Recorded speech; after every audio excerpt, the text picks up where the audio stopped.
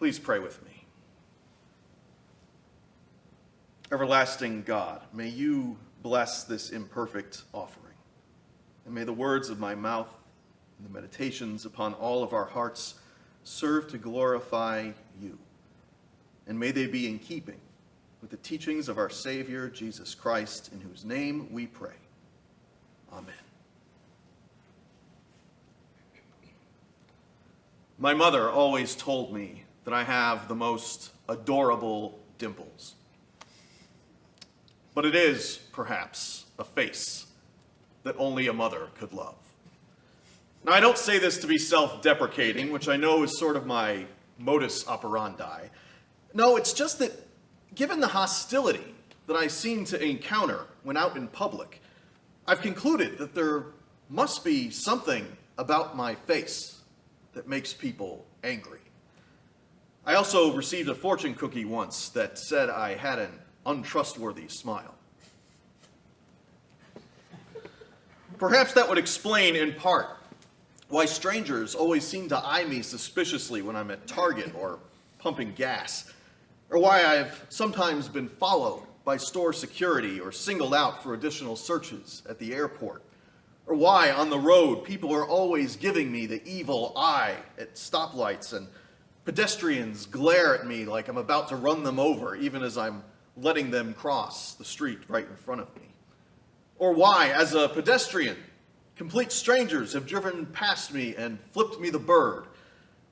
Perhaps it would help to explain why, when I was younger, I was chased around my neighborhood by two older kids with switchblades, or why I had to run for my life back in New Haven from a gang of drunk Yale undergrads who saw me walking across the street one evening and decided to pick a fight. Or why the bouncer at that bar threw me out, insisting that I looked just like the guy who had started a brawl there a few days earlier. Yes, perhaps there is something wrong with the way I look, which increasingly seems to resemble some kind of cult leader from the 1970s. Maybe it's better that I have to wear a mask out in public these days. Or maybe my face is unremarkable, and this is just how some people treat each other. My wife gets it all the time. Red-faced, middle-aged men walking up to her driver's side window to berate her for some perceived offense. And there's nothing wrong with her face. You can tell her I said that. And in truth, anyone who doesn't check off Caucasian on that form has experienced most of these things 100-fold, and then some. Systemic racism is dangerous and insidious and all too real. But judgment transcends race, and folks can find plenty of reasons to be suspicious or resentful of one another, perhaps now more than ever.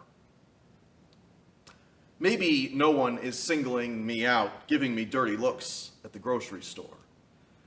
Haven't you noticed? Everyone is giving each other dirty looks at the grocery store. At the Jewel Osco, folks stalk the aisles like Neolithic hunter-gatherers, eyes darting back and forth as if expecting a saber-toothed tiger to come waltzing through the frozen food department like it was the antediluvian tundra. We're scared of each other and angry, too, if anyone gets too close or if they aren't wearing the prescribed face mask. We eye one another warily from the edge of our masks, as if that gave us some kind of enlightened vantage point from the moral high ground. Maybe it does, to a degree. Wearing a mask in public places is the right thing to do. I'm firmly convinced of that. And it's important to wear them properly, too. That's probably the most important and compassionate thing that we all can be doing right now. Now, let it be said that I'm no medical authority, but I feel I have a certain responsibility to use this pulpit for the common good. So I'm going to take a moment to go over the proper use of a mask, because I see a lot of people wearing them incorrectly. This is how you wear one. Simple, right? But let's have a look at a few common mistakes that people make. Exhibit A. You're so close, man. You're almost there. You've almost got it. I'm rooting for you. But you're still doing it wrong. I've heard about cutting off your nose to spite your face, but you seem to have forgotten that you have a nose at all. You know, that thing that has two holes in it that inhale and exhale air. Look, I'm willing to give you the benefit of the doubt. Maybe the mask slipped. Maybe you're working an 8-hour shift at Walmart and you just need a little reprieve. But if you just stopped in for a bag of potato chips, you can afford to be a little more conscientious. Exhibit B. Well, now you seem to have forgotten that you have a mouth as well. Just to be clear, the droplets and aerosols that spread the virus are not absorbed through your neck. Again, if you're pulling a long shift at work and you need a break, I get it. These things aren't comfortable. But if you're running into the gas station to buy a Snickers bar or a lottery ticket, you can do better. Exhibit C. I don't know what to tell you, man. What are you doing? Are you trying to make a statement? Do you think this whole pandemic is a hoax? Are you really that passive-aggressive? Maybe you think this is cool, but it's not a good look. You know, if you see a sign that reads, "No shirt, no shoes, no service," do you walk into the store without pants and then point out that it never said you had to wear pants? Well, maybe that's a needlessly complicated analogy, but it amounts to the same thing. It's clear you don't want to be here. I get it. But guess what? None of us want to be here. And yet, here we are. People will find all kinds of reasons to judge one another, but the face mask has given us a clear visual cue. It's been politicized and weaponized, becoming a symbol for some of one's political persuasion, which is completely ridiculous. I mean, this is not a bumper sticker or a t-shirt. It's a life-saving device.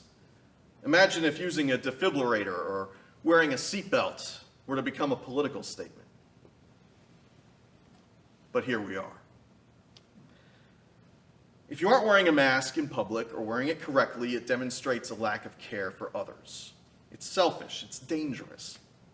In a Palm Beach town hall debate about making masks mandatory in public, citizens revolted in outrage, with one woman making the bizarre theological claim that face masks were sacrilegious because they defied God's perfect breathing system.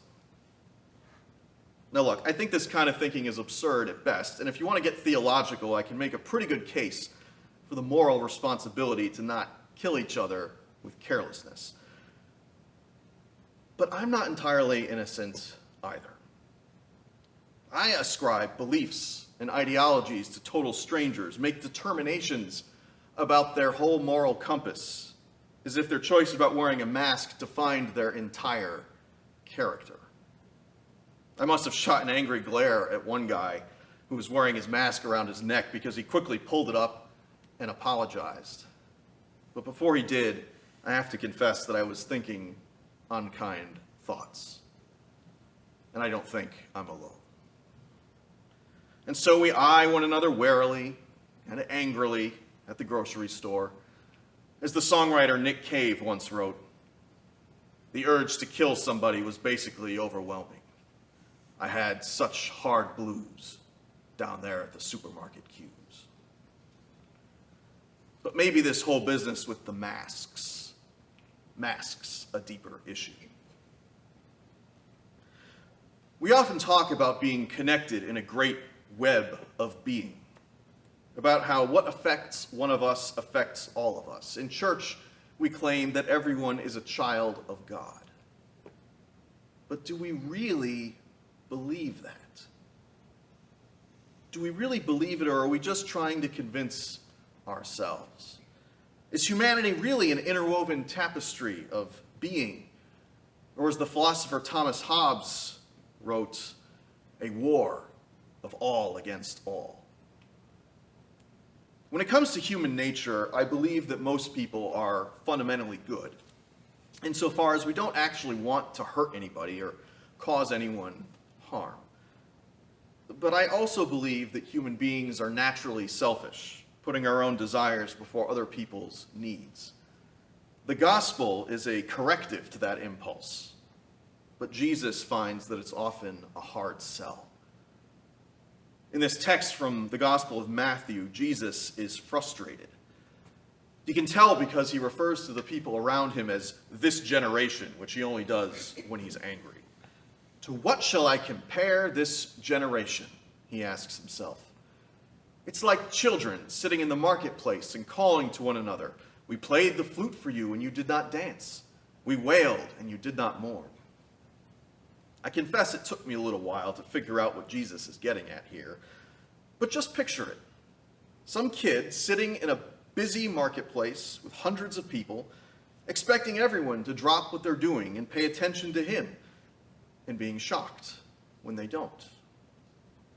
The people around Jesus are like children, he muses, who think that the world revolves around them. Jesus is frustrated because so many people cannot see a world beyond themselves. They can't recognize one another as children of God. They can't recognize him either. John the Baptist ate nothing but honey and locusts, and they said he was crazy, Jesus laments. I enjoy good food and wine, and they call me a glutton and a drunkard. These people don't recognize John or Jesus for who they are. They don't look past the surface at the person beneath. They don't really care to either. And that is the question that Jesus ultimately asks each and every one of us. Do you actually care? Do we actually care about other people, strangers, enemies, or only the people in our own tribe? It's easy to love your friends, Jesus once said, but we have to love everyone else too. We have to care. A year or so ago, I'd attended one of the District 87 school board meetings as part of a coalition that was working for more inclusive policies for transgender students. I'd gotten all dolled up in my clergy collar and my black suit, but I was hobbling around miserably because I'd just broken my toe the day before. I hoped that my pronounced limp would lend me a bit of gravitas when I got up to speak. Now, since there isn't much parking at Glenbard West, I'd parked my car at the church and then painfully made my way up the hill to this meeting. And when it was all over, I had to make my way back down. So there I was, limping down Park Avenue in my clergy getup. As cars passed me by, I was muttering to myself about living amongst a faithless generation that would drive by a hobbled, wounded clergyman without stopping to offer him a ride. But then, someone did. A car pulled up alongside me, and I recognized the driver as someone from the meeting, someone from the opposition party, someone on the other side of the issue that I had gone to speak about.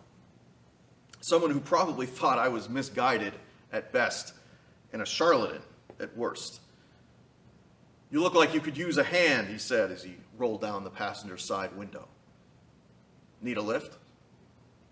My God, I thought, it's the Good Samaritan. Here's a guy, a total stranger that I had made a lot of bad assumptions about. And in truth, we probably didn't have much in common. We may even hold opposing views that the other would find morally bankrupt. And in that meeting, I had not recognized him as a child of God. But he recognized me. Perhaps it's hard to recognize one another at all beneath these masks. But as I stood in the line at the supermarket looking out at the sea of mostly covered faces, I realized that I could still see their eyes. And those eyes were tired, haunted, human. They looked like mine. Do you believe that we are all, each and every one of us, a child of God? a vessel of holy breath? If you do, then wear a mask. If 95% of Americans wear these things, according to a recent statistic, we can save 33,000 lives between now and October.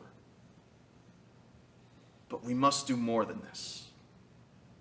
Friends, if we really do believe, as Jesus did, that we aren't the only people who matter, that the world doesn't revolve around us, then we need to work towards a society that reflects that.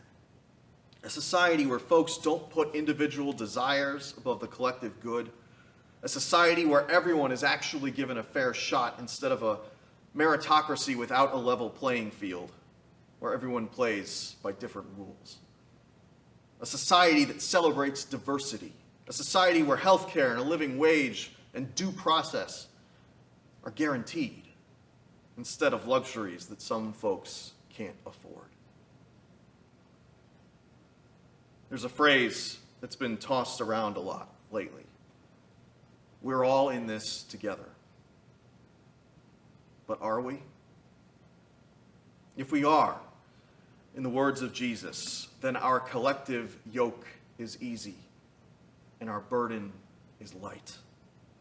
And if we are in this together, then everything depends on the kindness of strangers and on seeing one another as a mother sees her own child.